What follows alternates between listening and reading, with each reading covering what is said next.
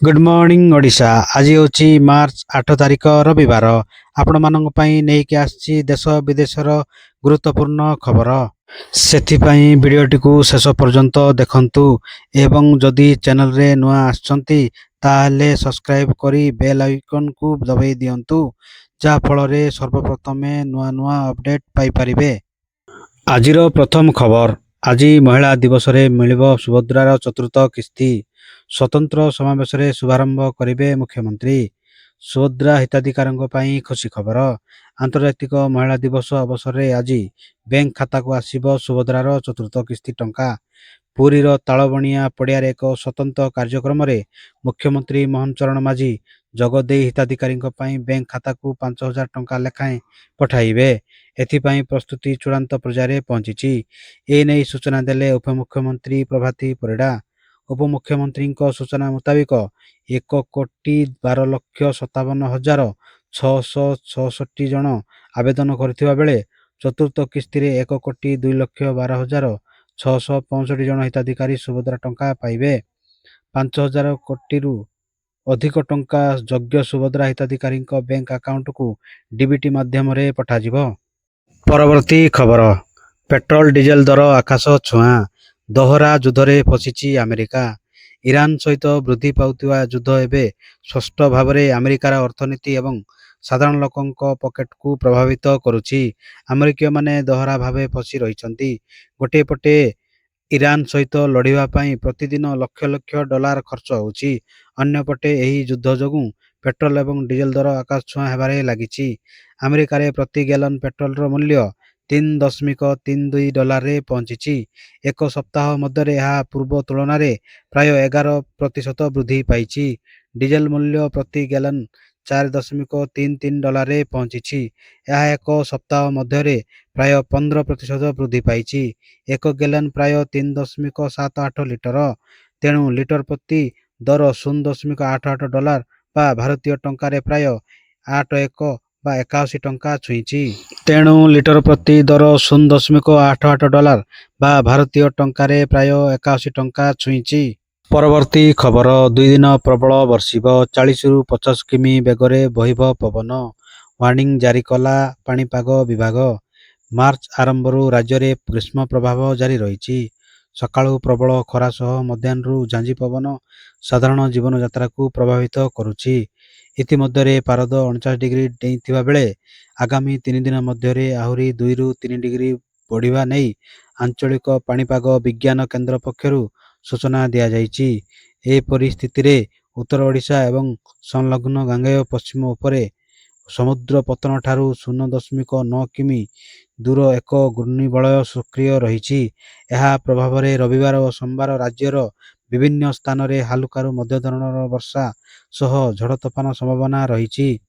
वर्षा बिजुली घड़घड़ी एवं पवन बहिबा नै मध्य सूचना जारी करा जाइछि। विशेष करी रविवार सुंदरगढ़ केन्दुझर मयूरभंज एवं बालेश्वर जिले में बिजुली सह घड़घड़ी मारिबा सहित 40 रु 50 किमी बेगरे पवन बहिबा नै ऑरेंज वार्निंग जारी करिछि। परवर्ती खबर। 1 एप्रिल नुहे आज युवक मानक अकाउंट रे जमा हब टंका। पश्चिमबंग विधानसभा निर्वाचन घोषणा पूर्व मुख्यमंत्री ममता बनर्जी एक बड़ घोषणा करिसेंती। से आजिठारू 2टी योजना आरंभ करिसेंती। तांको राज्यर बजेट रे ममता बनर्जी प्रथमे एही 2टी योजना घोषणा करथिले। एप्रिल 1 रु सेगुडी को कार्यकारी करिबाकू प्रतिश्रुति देइथिले। तथापि से आज मार्च 7 तारिख रे उभय योजना आरंभ करिबाकू निष्पत्ति नेइछंती। बांग्लार युव साथी एवं अन्यटी होची भूमिहीन कृषि श्रमिक। उभय योजना एप्रिल रे आरंभ हेबार थिला, किंतु आज यहाकू आरंभ करिबाकू निष्पत्ति निया जाइछि।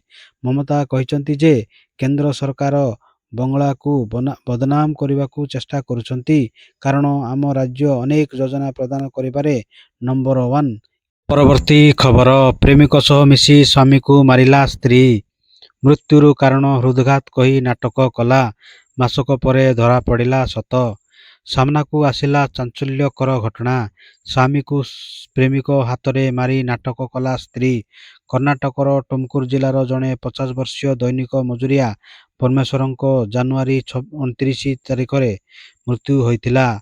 ତାଙ୍କ ସ୍ତ୍ରୀ 46 ବର୍ଷୀୟ ପି ଆଶା ସମ୍ପର୍କୀୟମାନଙ୍କୁ କହିଥିଲେ ଯେ ହୃଦଘାତରେ ତାଙ୍କ ମୃତ୍ୟୁ ହୋଇଛି। ଏପରିକି ଏଥିପାଇଁ ବହୁତ ସମୟ ଧରି କାନ୍ଦିବାକୁ ଲାଗିଥିଲେ।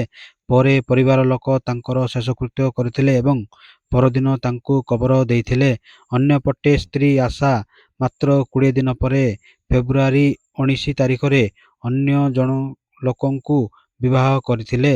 ସେ 48 ବର୍ଷୀୟ ଚନ୍ଦ୍ରସ୍ପା, ଯିଏକି ଜଣେ ରୋଷେଇଆ ଭାବେ କାମ କରନ୍ତି, ସେ ତାଙ୍କୁ ବିବାହ କରିଥିଲେ, ଯାହାକି ପରମେଶ୍ୱରଙ୍କ ପରିବାର ଲୋକଙ୍କ ମଧ୍ୟରେ ସନ୍ଦେହ ବଢ଼େଇ ଦେଇଥିଲା। ପରମେଶ୍ୱରଙ୍କ ଭଉଣୀ ଭାଇଙ୍କ ହତ୍ୟା କରାଯାଇଥିବା ସନ୍ଦେହ କରି ଏକ ମାମଲା ରୁଜୁ କରିଥିଲେ। ପରବର୍ତ୍ତୀ ଖବର, ଶସ୍ତାରେ ବିକ୍ରି ହେଉଛି ସୁନା, ଏହା ସହ ମିଳୁଛି ବଢ଼ିଆ ଡିସ୍କାଉଣ୍ଟ।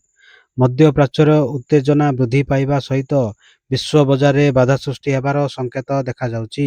ଇରାନରେ ଯୁଦ୍ଧ ତୀବ୍ର ହେବା ସହିତ ସଂକଟ ଆହୁରି ଗଭୀର ହେଉଛି। ଏହି ସମୟରେ ଗୋଟିଏ ସହର ଅଛି ଯାହା କମ୍ ମୂଲ୍ୟରେ ସୁନା ବିକ୍ରି କରୁଛି। ଏହି ଯୁଦ୍ଧ ସମୟରେ ସୁନାର ମୂଲ୍ୟ ବୃଦ୍ଧି ପାଇବାର ଆଶଙ୍କା ଥିବାବେଳେ ଏଠାରେ ସୁନା ସବୁଠାରୁ ନିମ୍ନ ମୂଲ୍ୟରେ ବିକ୍ରି ହେଉଛି।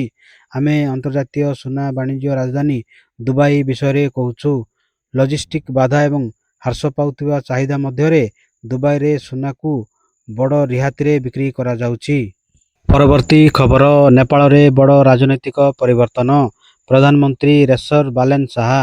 ନେପାଳର ସଂସଦୀୟ ନିର୍ବାଚନରେ ଯୁବଶକ୍ତି ତାକତ ଦେଖିବାକୁ ମିଳିଛି। କାଠମାଣ୍ଡୁର ପୂର୍ବତନ ମେୟର ରାପରରୁ ରାଜନେତା ପାଲଟିଥିବା ବାଲେନ ଶାହା ନେପାଳ ନିର୍ବାଚନରେ ଏକ ବଡ଼ ଲିଡ୍ ସହିତ ନୂତନ ଦଳ ରାଷ୍ଟ୍ରୀୟ ସ୍ୱତନ୍ତ୍ର ପାର୍ଟି ଆରଏସପିର ନେତୃତ୍ୱ ନେଉଛନ୍ତି। ନିର୍ବାଚନ କମିଶନଙ୍କ ତଥ୍ୟ ଅନୁଯାୟୀ ଆରଏସପି ଏପର୍ଯ୍ୟନ୍ତ ଭୋଟ ଗଣତିରେ 6ଟି ଆସନ ଜିତିଛି ଏବଂ 110ରୁ ଅଧିକ ଆସନରେ ଆଗୁଆ ଅଛି। ପରବର୍ତ୍ତୀ ଖବର, ଏହି ତାରିଖରେ ଚାଷୀଙ୍କ ଖାତାକୁ ଆସିପାରେ 2000 ଟଙ୍କା। ଚାଷୀମାନେ ପ୍ରଧାନମନ୍ତ୍ରୀ କିଷାନ ଯୋଜନାର 22ତମ କିସ୍ତି ପାଇଁ ବହୁତ ଦିନ ଧରି ଅପେକ୍ଷା କରି ରହି ଆସିଛନ୍ତି। ପ୍ରଥମେ ଆକଳନ କରାଯାଇଥିଲା ଯେ ଫେବୃଆରୀ ଶେଷ ସେମାନଙ୍କର ଅପେକ୍ଷା ଶେଷ ହେବ। ତାପରେ ହୋଲି ପୂର୍ବରୁ ଚାଷୀମାନେ ପ୍ରତ୍ୟେକଙ୍କୁ 2000 ପାଇବେ ବୋଲି ଆକଳନ କରାଯାଇଥିଲା। ଫେବୃଆରୀ ମାସ ଶେଷ ହୋଇଗଲା ଏବଂ ହୋଲି ବିତିଗଲା, କିନ୍ତୁ ଏପର୍ଯ୍ୟନ୍ତ ଚାଷୀଙ୍କ ଆକାଉଣ୍ଟରେ ଟଙ୍କା ଜମା ହୋଇନାହିଁ। ପ୍ରଧାନମନ୍ତ୍ରୀ କିଷାନ ଯୋଜନା ଅଧୀନରେ ଚାଷୀଙ୍କୁ ଆର୍ଥିକ ସହାୟତା ମିଳିଥାଏ। ଏହି ଯୋଜନା ଅଧୀନରେ ଚାଷୀମାନେ ବାର୍ଷିକ 6000 ପାଆନ୍ତି। ଏହି ଟଙ୍କା ପ୍ରତ୍ୟେକଙ୍କୁ 2000 କିସ୍ତିରେ ପ୍ରଦାନ କରାଯାଏ। ଗଣମାଧ୍ୟମ ରିପୋର୍ଟ ଏବେ ଆଉ ଏକ ତାରିଖ ପ୍ରକାଶ କରୁଛି। ଯଦି ଗଣମାଧ୍ୟମ ରିପୋର୍ଟକୁ ବିଶ୍ୱାସ କରାଯାଏ, ତେବେ ପ୍ରଧାନମନ୍ତ୍ରୀ କିଷାନ ଯୋଜନା 22ତମ କିସ୍ତି ମାର୍ଚ୍ଚ 13 ତାରିଖରେ ଘୋଷଣା କରାଯାଇପାରେ। ପ୍ରକୃତରେ ପ୍ରଧାନମନ୍ତ୍ରୀ ନରେନ୍ଦ୍ର ମୋଦି ଆସାମ ଗସ୍ତରେ ଯିବେ। ଏହି ଗସ୍ତ ସମୟରେ ପ୍ରଧାନମନ୍ତ୍ରୀ ମୋଦି କୃଷକଙ୍କ ଲାଭର 22ତମ କିସ୍ତି ଘୋଷଣା ମଧ୍ୟ କରିପାରନ୍ତି।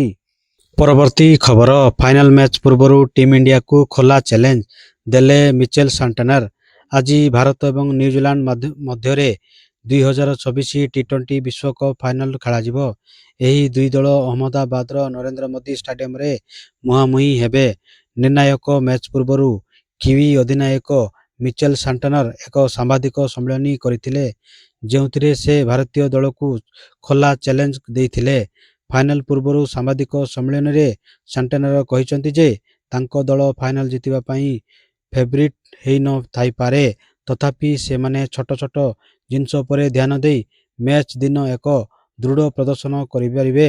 ସାଣ୍ଟନର ଏହା ମଧ୍ୟ କହିଛନ୍ତି ଯେ ରବିବାର ନରେନ୍ଦ୍ର ମୋଦି ଷ୍ଟାଡିୟମରେ କିଛି ପ୍ରଶଂସକଙ୍କ ହୃଦୟ ଭାଙ୍ଗିଗଲେ ତାଙ୍କର କିଛି ଆପତ୍ତି ନାହିଁ, ଯଦି ତାଙ୍କ ଦଳ ପ୍ରଥମ ଟି20 ବିଶ୍ୱକପ୍ ଟାଇଟଲ ଜିତିପାରେ। ସେ କହିଛନ୍ତି ଏହା ନିଶ୍ଚିତ ଭାବରେ ଏକ ଚ୍ୟାଲେଞ୍ଜ। ପରବର୍ତ୍ତୀ ଖବର, ସିଭିଲ ସର୍ଭିସରେ 100ତମ ସ୍ଥାନ, ସ୍ୱାତିକ ସତ୍ୟକାମଙ୍କୁ ସମ୍ମାନିତ କଲେ ମୁଖ୍ୟମନ୍ତ୍ରୀ। ସର୍ବଭାରତୀୟ ସିଭିଲ ସର୍ଭିସ ପରୀକ୍ଷା ୟୁପିଏସସିରେ ଅଲ୍ ଇଣ୍ଡିଆ ରାଙ୍କ 100 ହାସଲ କରିଥିବା କେନ୍ଦୁଝର ଜିଲ୍ଲା ହାଟହିଡ଼ି ବ୍ଲକର ମେଧାବୀ ଛାତ୍ର ଶ୍ରୀ ସ୍ୱାତିକ ସତ୍ୟକାମ ଦେବତା ନିଜ ପିତାମାତାଙ୍କ ସହ ଆଜି ଲୋକସଭା ଭବନଠାରେ ମୁଖ୍ୟମନ୍ତ୍ରୀ ମୋହନ ଚରଣ ମାଝୀଙ୍କୁ ସାକ୍ଷାତ କରିଛନ୍ତି। ଏହି ଅବସରରେ ମୁଖ୍ୟମନ୍ତ୍ରୀ ସ୍ୱାତିକଙ୍କୁ ଅଭିନନ୍ଦନ ଜଣାଇବା ସହ ତାଙ୍କ ଉଜ୍ଜ୍ୱଳ ଭବିଷ୍ୟତ ପାଇଁ ଶୁଭେଚ୍ଛା ଜଣାଇଥିଲେ। ସେ କହିଥିଲେ ଯେ ଏଭଳି ସଫଳତା ରାଜ୍ୟ, ବିଶେଷ କରି କେନ୍ଦୁଝର ଜିଲ୍ଲା ଅନ୍ୟ ଯୁବପିଢ଼ିଙ୍କ ପାଇଁ ପ୍ରେରଣା ହେବ। ମୁଖ୍ୟମନ୍ତ୍ରୀ ସାତ୍ୱିକଙ୍କୁ ଶୁଭେଚ୍ଛା ଜଣାଇ କହିଥିଲେ ଯେ ଲୋକଙ୍କ ସେବା କରିବା ହିଁ ପ୍ରଶାସନିକ ସେବାର ମୂଳ ଲକ୍ଷ୍ୟ। ଦେଶ ଓ ସମାଜର ଉନ୍ନତି ପାଇଁ ନିଷ୍ଠାର ସହିତ କାମ କରିବାକୁ ମୁଖ୍ୟମନ୍ତ୍ରୀ ସାତ୍ୱିକଙ୍କୁ ପରାମର୍ଶ ଦେଇଥିଲେ। ପରବର୍ତ୍ତୀ ଖବର ଭଣଜା କରୁଛି ବିଶ୍ୱ ରେକର୍ଡ, ମାମୁଁ ବନିଲେ ଆଇପିଏସ୍ ଅଫିସର। ଖେଳ ପଡ଼ିଆ ହେଉ କିମ୍ବା ପାଠପଢ଼ା ଟେବୁଲ, ଯେତେବେଳେ ପରିଶ୍ରମ ସହିତ ସଂକଳ୍ପ ଯୋଡ଼ି ହୁଏ ସେତେବେଳେ ଇତିହାସ ରଚାଯାଏ। ଆଜି ଆମେ ଆପଣଙ୍କୁ ଏମିତି ଏକ ପରିବାର ବିଷୟରେ କହିବାକୁ ଯାଉଛୁ ଯାହାଙ୍କ ଭଣଜା କ୍ରିକେଟ ବ୍ୟାଟ୍ରେ ବିଶ୍ୱ ରେକର୍ଡ କରିଥିବା ବେଳେ ମାମୁଁ ଏବେ ଦେଶର ସବୁଠାରୁ କଠିନ ପରୀକ୍ଷା ୟୁପିଏସସି ଉତ୍ତୀର୍ଣ୍ଣ କରି ବନି ଯାଇଛନ୍ତି ଆଇପିଏସ୍ ଅଫିସର। ବୈଭବ ସୂର୍ଯ୍ୟବଂଶୀ ମାତ୍ର 14 ବର୍ଷ ବୟସରେ ଆଇପିଏଲ୍ ଇତିହାସର ସବୁଠାରୁ କମ୍ ବୟସ୍କ ଖେଳାଳି ଭାବେ ନିଲାମ ହୋଇ ଚର୍ଚ୍ଚାର ଶିଖରରେ ଥିବା ଏହି ବାଳକ ଏବେ ପୁଣି ଥରେ ଖୁସିର ଲହରୀ ଖେଳାଇ ଦେଇଛନ୍ତି।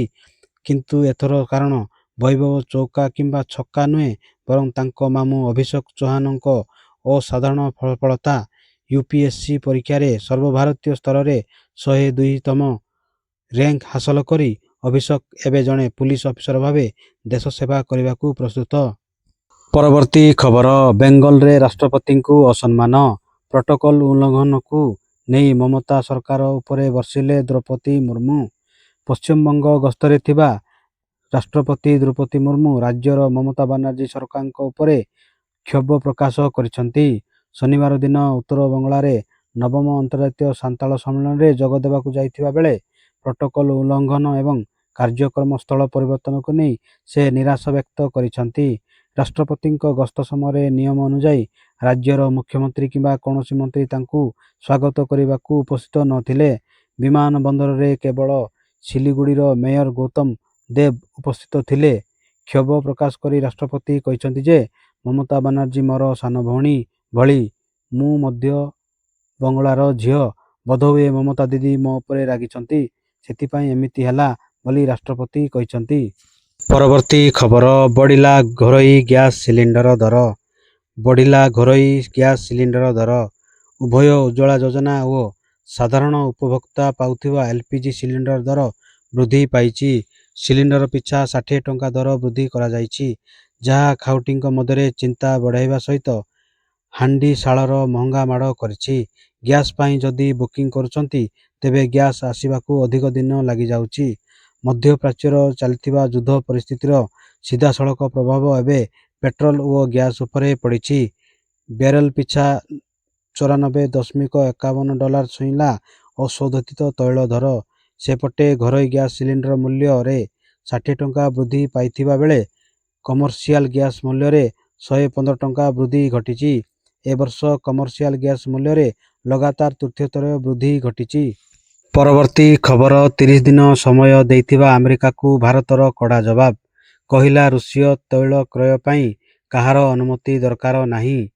ଭାରତକୁ ରୁଷଠାରୁ ତୈଳ ଆମଦାନୀ କରିବାକୁ ମୁକ୍ତ କରିଥିବା ଆମେରିକାର ଦାବି ଉପରେ ଭାରତ କଡ଼ା ଜବାବ ଦେଇଛି। ଶନିବାର ଭାରତ ସରକାର ସ୍ପଷ୍ଟ କରିଛନ୍ତି ରୁଷୀୟ ତୈଳ କ୍ରୟ ପାଇଁ କାହାର ଅନୁମତି ଆବଶ୍ୟକ ନାହିଁ। ଭାରତ କହିଛି ଯେ ସେ ରୁଷଠାରୁ ତୈଳର ଆମଦାନୀ ଜାରି ରଖିବ। ଇରାନ ବିରୋଧରେ ଆମେରିକା ଓ ଇସ୍ରାଏଲ ଆକ୍ରମଣ ବିଶ୍ୱର ଏନର୍ଜି ସେକ୍ଟରକୁ ଓଲଟପାଲଟ କରି ଦେଇଛି। ଏଥିରେ ସାରା ବିଶ୍ୱରେ ତୈଳର ଦରରେ ବୃଦ୍ଧି ହୋଇଛି। ଇରାନର ଷ୍ଟ୍ରେଟ୍ ଅଫ୍ ହର୍ମୁଜରୁ ଜାହାଜଗୁଡ଼ିକୁ ରୋକିବାର ଧମକ ପରେ ଅଶୋଧିତ ତୈଳର ପ୍ରଭାବ ପଡ଼ିଛି। ଭାରତ ସରକାରଙ୍କ ପ୍ରେସ୍ ଇନଫରମେସନ୍ ବ୍ୟୁରୋ ଏକ ବିବୃତ୍ତିରେ କୁହାଯାଇଛି ଯେ ଭାରତ ରୁଷୀୟ ତୈଳ କ୍ରୟ ପାଇଁ କେବେ ବି କୌଣସି ଦେଶର ଅନୁମତି ଉପରେ ନିର୍ଭର କରେ ନାହିଁ। ପରବର୍ତ୍ତୀ ଖବର ବିବାହ ମଣ୍ଡପରେ ସମସ୍ତଙ୍କ ସାମ୍ନାରେ ପୁଅ ବୋହୂଙ୍କୁ ଏମିତି କହିଲେ ସଚିନ। ନିକଟରେ ଶେଷ ହୋଇଛି କ୍ରିକେଟର କିମ୍ବଦନ୍ତୀ ମାଷ୍ଟର ବ୍ଲାଷ୍ଟର ସଚିନ ତେନ୍ଦୁଲକରଙ୍କ ପୁଅ ଅର୍ଜୁନ ତେନ୍ଦୁଲକରଙ୍କ ବିବାହ। ଯେଉଁ ମାଙ୍ଗଳିକ କାର୍ଯ୍ୟକ୍ରମରେ ବହୁ ଷ୍ଟାରଙ୍କ ସହ ଭିଆଇପି ମାନେ ଯୋଗ ଦେଇଥିଲେ, ତେବେ ମେହେନ୍ଦୀ ସମୟରେ ପରିବାର ଲୋକଙ୍କ ସହ ନିକଟତମ ବନ୍ଧୁମାନେ ଯୋଗ ଦେଇଥିଲେ। ଆଉ ଏହି ସମୟରେ କ୍ରିକେଟର ଭଗବାନ ସଚିନ କହିଥିବା କଥା ଏବେ ସୋସିଆଲ ମିଡିଆରେ ବେଶ୍ ଭାଇରାଲ ହେବାରେ ଲାଗିଛି। ସଚିନ ଏହି ଉତ୍ସବରେ ଏକ ସବୁଜ ରଙ୍ଗର କୁର୍ତ୍ତା ସହ ଧଳା ରଙ୍ଗର ଜ୍ୟାକେଟ ପିନ୍ଧିଥିବା ନଜର ଆସିଥିଲେ। ସଚିନ ବେଶ ସୁନ୍ଦର ଦିଶୁଥିଲେ। ଏହି ଅବସରରେ ସେ ମାଇକ୍ ଧରି କହିଥିଲେ କି ସମୟ ସହିତ ମେହେନ୍ଦୀର ଗଭୀରତା ଆହୁରି ଗଭୀର ହୁଏ। ଯାହାର ଭିଡ଼ିଓ ଭାଇରାଲ ହେଉଥିବା ବେଳେ ଏହାକୁ ବିବାହ ସହ ଯୋଡୁଛନ୍ତି ଫ୍ୟାନ୍ସ। ଆଜି ପାଇଁ ଏତିକି, ପୁଣି ନେଇ ଆସିବି ଆଉ ଲେଟେଷ୍ଟ ଅପଡେଟ୍ ଅନ୍ୟ ଏକ ଭିଡ଼ିଓରେ। ସେ ପର୍ଯ୍ୟନ୍ତ ବିଦାୟ ନେଉଛି। ଜୟ ହିନ୍ଦ, ଜୟ ଭାରତ।